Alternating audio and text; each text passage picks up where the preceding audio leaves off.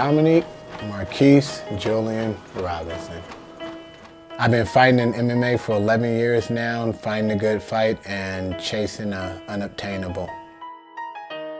I would have to say the sin of pride got me into MMA. Robert Crazy Bob Cook, we went at it 40 minutes with me not knowing anything, and he choked me in front of my friend, and like, I gotta get this little white guy back. You learn a lot about yourself when you take an ass whooping, and I never took ass whoopings, and I realized that, and it hit me. I was like, wait, this is it. And I realized that all I was doing in that room was facing adversity. Adversity, adversity, adversity, adversity, adversity.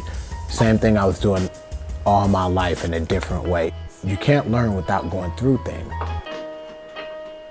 To me, that mat, that cage, it represents a barrier. There's no running.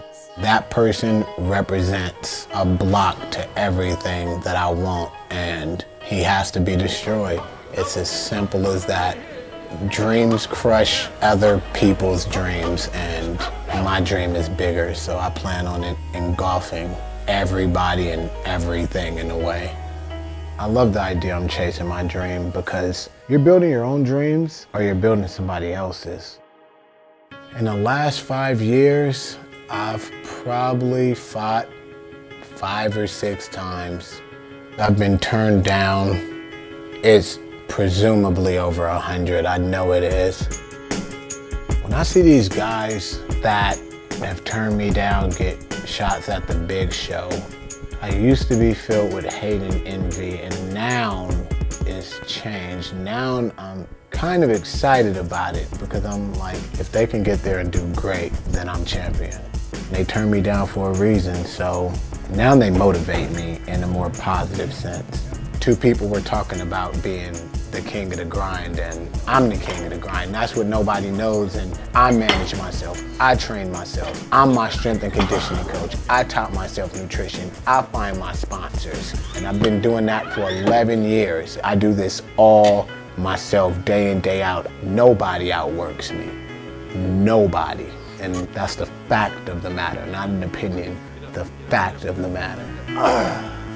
Most people think that if I lose this fight, it's the beginning of the end of my career, but I beg to differ, because my whole personality, my whole life is about overcoming adversity. So if you push me down the stairs, no matter how many it is, I'm gonna find a way back up.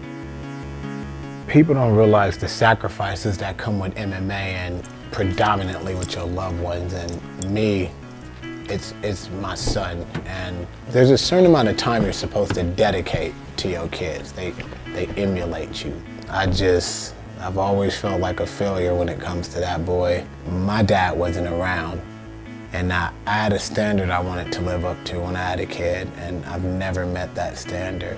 He's what I care about the most, so he deserves something to pay him back for my selflessness leading to selfishness when it comes to him. I always wondered if he forgive me for everything that I've done, and he gives me a look all the time, and I realize he does. And then I realize it's me that doesn't forgive myself.